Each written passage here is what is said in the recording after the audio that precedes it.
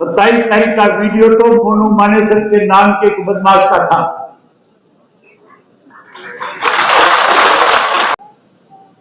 फरीदाबाद का एक बजरंगी था जिससे चला भी नहीं जाता था। कार्रवाई करने की बजाय हैरानी की बात है, एसपी छुट्टी चला गया। एसपी का छुट्टी जाने का सीधा मतलब था कि सरकार आपके खिलाफ एक षड्यंत्र कर रही थी। एक भी व्यक्ति हिंदू जो था वो आपके विवाद का नहीं था, सब बाहर से आए हुए थे। एक षड्यंत्र था, षड्यंत्र के तहत बाहर से गुंडे बदमाश बुलाए गए जो ना बजरंग दल के थे और ना साथियों गोरक्षक थे। मुख्यमंत्री से पूछो कि घटना हुए बहुत समय हो गया, कौन लोग साजिश करता थे, इन्होंने साजिश को अंजाम दिया। सरकार ने साजिशकर्ताओं के नाम आज तक उजागर क्यों नहीं किए? हैरानी की बात है, मुख्यमंत्री षड्यंत्र बताता है, होम मिनिस्टर का बयान आता है, होम मिनिस्टर से प्रेस के लोग जो पूछते हैं अनियमित से कि आप नूह की घटना पे क्या कहना चाहोगे, होम मिनिस्टर कहता है मेरी जानकारी मेरी है, मुख्यमंत्री से जाकर के पूछो। आज किस लिए हमें परेशान किया जा रहा है? लेकिन हैरानी की बात है, तीनों मुझे ये कह रहे थे बारी बारी से, अगर मैं ये बात जो कह रहा हूं, मेरी कई हुई बात में अगर कोई छोटी मोटी कमी हो तो मैं हर चीज को मानने के लिए तैयार हूं, लेकिन उनको कहना मस्जिद में चलो और चल करके बताओ कि आपने हमारी आवाज क्यों नहीं उठाई। ये तीनों मुझे कहते हैं कि हमें भूपेंद्र सिंह हुड्डा ने रोक रखा है, आपने नूह के मामले में बोलना नहीं है। आप पे जुल्म हो रहा था, आपके नुमाइंदे आपकी आवाज उठाने की बजाय अपने आका को खुश करने में लगे हुए थे। ऐसे लोग जब आपके बीच में आए तो साथियों हर हालत में ऐसे लोगों को सबक देना। अगर मैं एक एक का नाम लूंगा तो बहुत समय लग जाएगा, किसी साथी का नाम छूट जाएगा, वो इस बात से महसूस करेगा कि मेरा नाम नहीं लिया गया। इसलिए आज इस सद्भावना सम्मेलन में आए हुए सभी मेरे आदरणीय बुजुर्गों, नौजवान साथियों, सम्मान के योग्य माताओं बहनों, पत्रकार छायाकार दोस्तों, मुझे याद है जब चौधरी ओम प्रकाश चौटाला जी को सन 2013 के अंदर एक षड्यंत्र के तहत 10 साल की जब कैद कराई गई थी तो हमने पार्टी की तरफ से कार्यकर्ता मायूस ना हो जाए, कांग्रेस अपने षड्यंत्र में कामयाब ना हो जाए, इसके लिए जिलेवार मीटिंगों का आयोजन किया था। और मेवात की जो मीटिंग रखी गई थी वो इसी अनाज मंडी में थी और इस अनाज मंडी में तिल फेंकने को जगह नहीं थी। इतने मेवात के लोग चौधरी ओम प्रकाश चौटाला के खिलाफ जो जुल्म हुआ था उस जुल्म के खिलाफ इकट्ठे हुए थे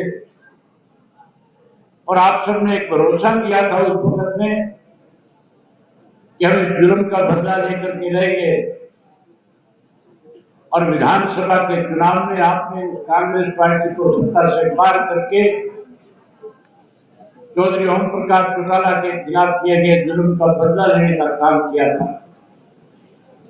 या तो उस दिन इस तरह का उत्साह था, जोर था, गुस्सा था, या मैं आज देख रहा हूं कि मेवात के लोगों में इस सरकार के प्रति आज कितना गुस्सा है। आज हमने कार्यकर्ताओं की बैठक बुलाई थी, आपने हजारों की संख्या में आकर के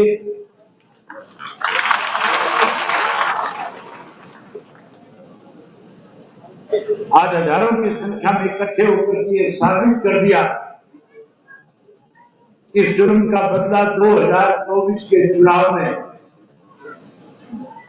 इस भाजपा और जनता को सत्ता से पार करेंगे, वहीं कांग्रेस को भी सत्ता के नजदीक नहीं आने देंगे। इस बात पे आज आप फैसला लेकर क्या है मोड़ लगाने आए। साथियों, मेरे से पहले जो साथी बोलने वाले थे, उन सब साथियों ने पिछले दिनों में जो घटना हुई उसके ऊपर अपनी अपनी तरह से सारी बातें सामने रखी गई। बड़ी हैरानी की बात है, जब ये घटना हुई थी, इस घटना से 1 महीना पहले सीआईडी के एक इंस्पेक्टर ने अपनी रिपोर्ट के अंदर प्रदेश की सरकार को सूचित किया था और कहा था कि अब की बात जो धार्मिक यात्रा की बात की जा रही है, मुझे उसमें जानकारी मिली है कि वो धार्मिक यात्रा ना होकर के कहीं ना कहीं प्रदेश का और मुंह का माहौल खराब करने की यात्रा होगी।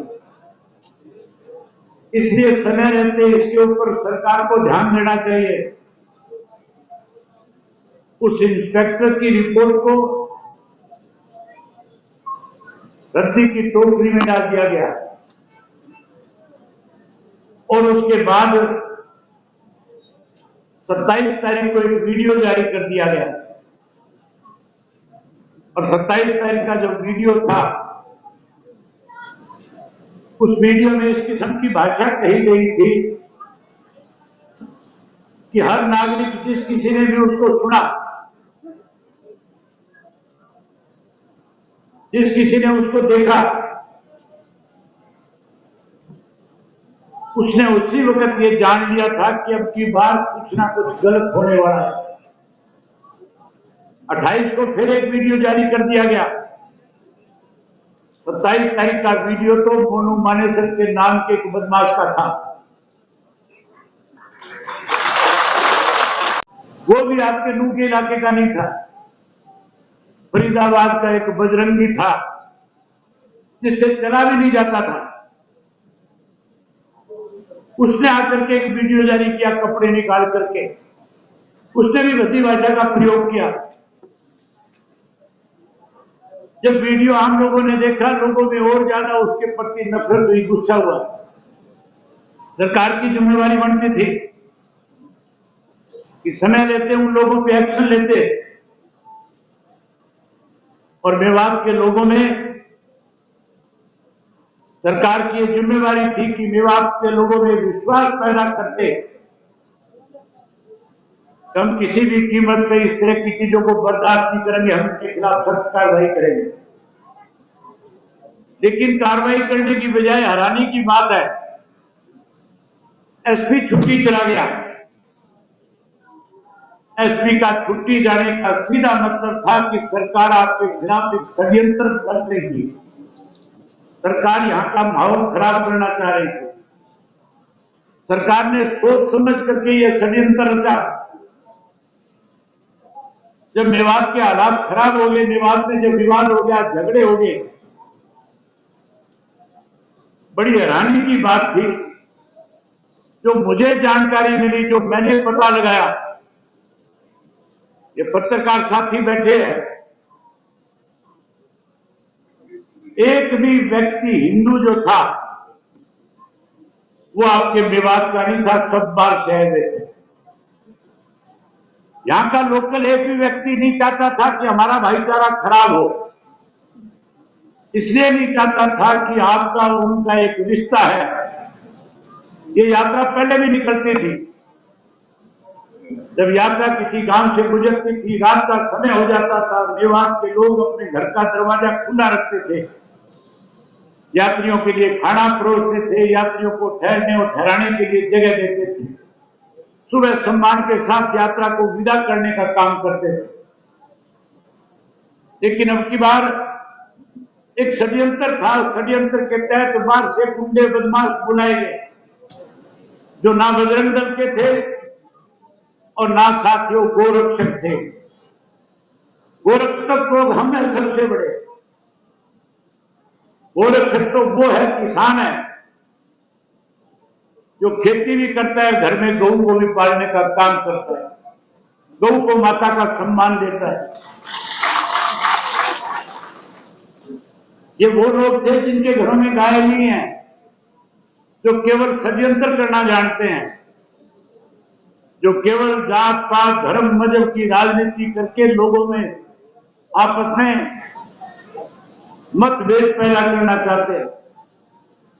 ये भारतीय जनता पार्टी की सरकार जब से इस प्रदेश में बनी, हमारे प्रदेश का भाईचारा पूरी दुनिया में जाना जाता था। हमारे जो आपसी भाईचारा था वो एक अपने आप में मिसाल है। आज भी किसी गांव के अंदर किसी के घर में कोई हादसा हो जाता है, आपस में किसी भी तरह का विवाद हो, किसी के घर में कोई छोटी मोटी अनहोनी हो जाती है, किसी भी जाति विशेष का हो, गांव का हर व्यक्ति उसके दरवाजे पे जाकर के खड़ा हो जाता है और जाकर के उसके दरवाजे पे खड़ा होकर के ना केवल उसके आंसू पूछने का काम करता है, बल्कि उसमें इतना बड़ा विश्वास पैदा करता है कि वो व्यक्ति अपने घर में घटी हुई अनहोनी को भूल करके गांव के साथ, गांव की सहानुभूति के साथ उसका नया जीवन शुरू करने का काम कर देता है।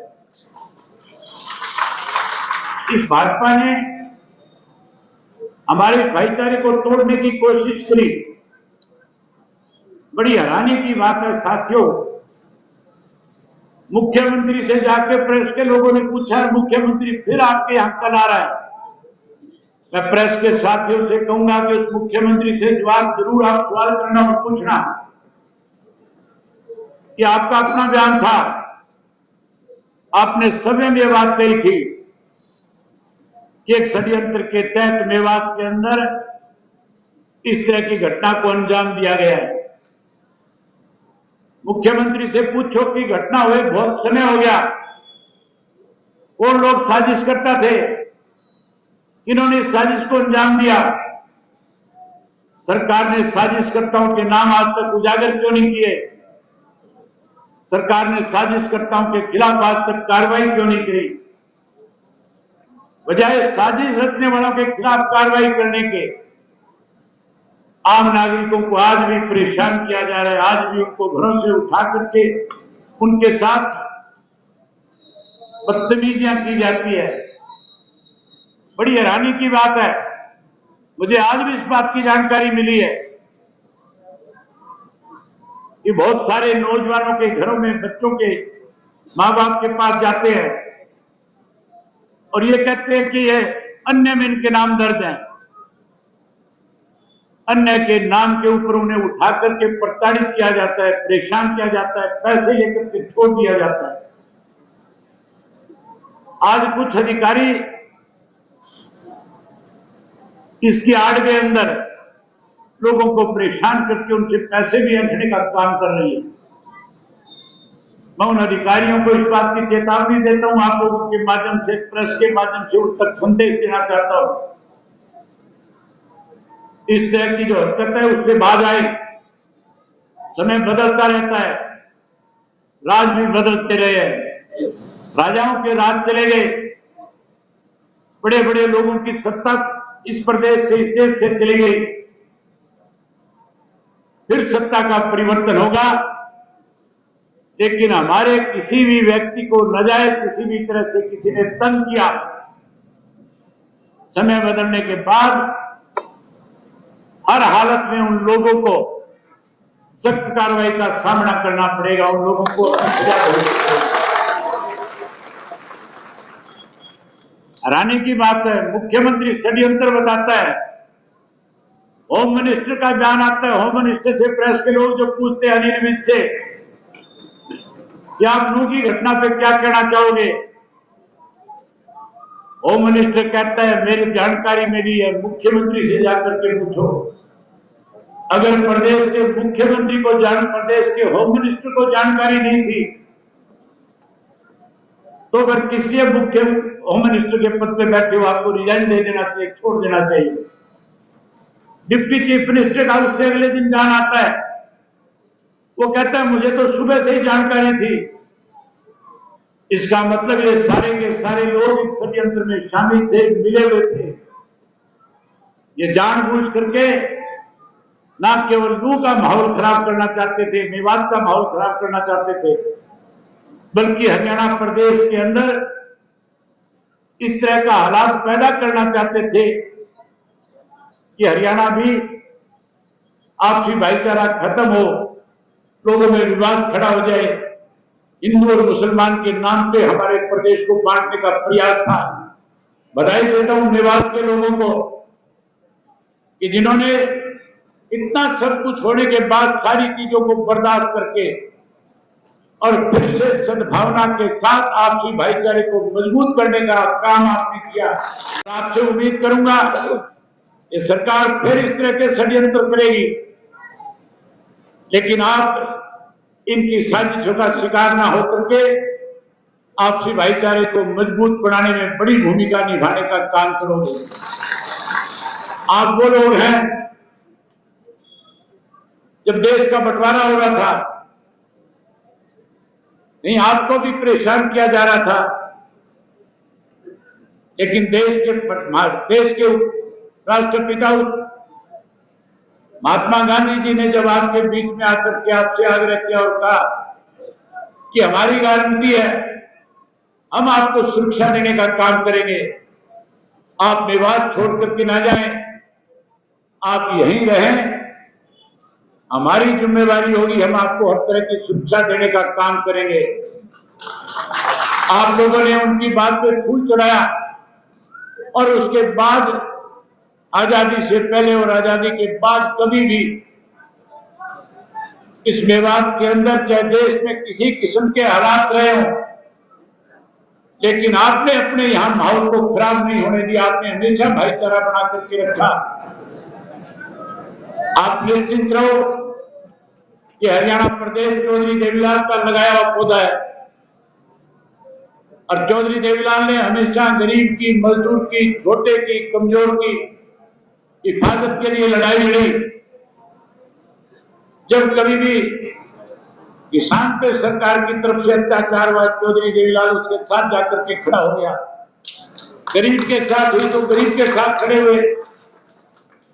अगर आने वाले समय में यह सरकार किसी गरीब को, कमजोर को नाजायज तंग करने की कोशिश करेगी, हम पहले भी आपके साथ थे, आज भी साथ है, आगे भी आपके साथ खड़े हो जाएंगे। हम किसी किस्म का जुल्म बर्दाश्त नहीं करेंगे, ना हमने जुल्म किया कभी, ना हमने किसी को जुल्म करने दिया। अगर किसी ने जुल्म करने की कोशिश करी तो इंडियन नेशनल लोकदल पार्टी का एक एक सिपाही, एक एक कार्यकर्ता उस जुल्म के खिलाफ, चाहे वो देश के किसान के खिलाफ जुल्म हो रहा था, चाहे वो आपके साथ जाति करने की कोशिश की गई, एक एक कार्यकर्ता आपके साथ खड़ा रहा, आगे भी आपके साथ खड़ा रहेगा। आज की जो मीटिंग थी, हम तो कार्यकर्ता का सम्मेलन बुलाए थे, हम तो केवल आज आपको एक निमंत्रण देने आए थे कि 25 तारीख को स्वर्गीय चौधरी देवीलाल जी का जन्मदिन है और चौधरी देवीलाल जी के जन्म दिवस के ऊपर हमेशा मेवात के हजारों लोग अपने सारे काम काज छोड़ करके उनको अपनी सच्ची श्रद्धांजलि अर्पित करने के लिए, श्रद्धा सुमन अर्पित करने के लिए जहां कहीं हमने आपको बुलाया, आप वहां पे पहुंचे। अब की बार कैथल में है, मैं उम्मीद करूंगा कि आप कैथल के अंदर भी बड़ी हाजिरी में आओगे, बड़ी संख्या में पहुंचने का काम करोगे। जहां साथियों सरकार आपके ऊपर जुल्म कर रही थी, बड़ी हैरानी की बात है, कांग्रेस पार्टी आज विपक्ष की मुख्य पार्टी हरियाणा प्रदेश में है। 3 विधायक जो आपके मेवात के, तीनों कांग्रेस पार्टी से है। कांग्रेस पार्टी के लोगों ने विधानसभा के अंदर एक प्रस्ताव दिया था, काम रोको प्रस्ताव, जिसे अर्जेंट मोशन कहते हैं। काम रोको प्रस्ताव का मतलब केवल एक होता है कि कोई भी विधानसभा की कार्रवाई जो चल रही है उस कार्रवाई को रोक दिया जाए और केवल उस प्रस्ताव के ऊपर चर्चा हो, और सरकार को उसके ऊपर चर्चा करानी पड़ती है। हम लोग को प्रस्ताव दे दिया, मैंने भी अपनी तरफ से स्नू के मामले में कॉलिंग अटेंशन दिया हुआ था। मैं ये मान रहा था कि ये कांग्रेस के लोग इस सरकार के सारे कामकाज को ठप करा करके स्नू की घटना पे सरकार से जवाब तलब करने का काम करेंगे। लेकिन हरियाणा की बात थी, काम रोको प्रस्ताव के ऊपर सरकार चर्चा नहीं करना चाहती थी। ये कांग्रेसी चुपचाप बैठे थे, बोल नहीं रहे थे। मुझे जब कांग्रेस के लोग 0 ओवर के बाद मिले, मैंने उनसे कहा तुमने काम रोको प्रस्ताव दे रखा है, हरियाणा प्रदेश में नूह में इतनी बड़ी घटना घट गई, तुम विपक्ष की मुख्य पार्टी हो, तुम्हारी जिम्मेवारी है कि तुम इसके ऊपर सरकार को जवाब तलब करो। लेकिन जवाब तलब करने की बजाय कहने लगे मामला कोर्ट में पेंडिंग है। मैंने कहा कौन सी कोर्ट में पेंडिंग है?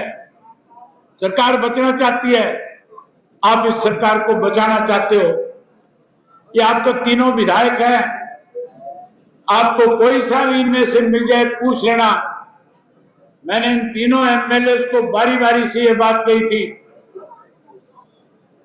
कि तुम्हारे इलाके में सरकार जुल्म ढा रही है, तुम वहां के नुमाइंदे हो, लोगों के चुने हुए हो, तुम्हारी जिम्मेवारी बनती है कि तुम्हारे यहाँ पे षड्यंत्र के तहत अगर किसी का कोई नुकसान कर रहा है, कोई जुल्म कर रहा है, कोई जाति कर रहा है, तो तुम्हें विधानसभा में सरकार के सामने खड़े होकर के पूछना चाहिए कि किस चीज का जुल्म किया जा रहा है, आज किस लिए हमें परेशान किया जा रहा है। लेकिन हैरानी की बात है, तीनों मुझे ये कह रहे थे बारी बारी से,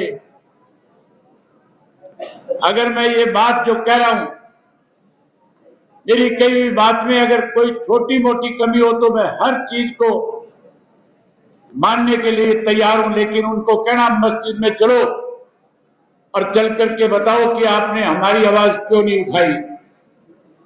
ये तीनों मुझे कहते हैं कि हमें भूपेंद्र सिंह हुड्डा ने रोक रखा है, आपने नूह के मामले में बोलना नहीं है।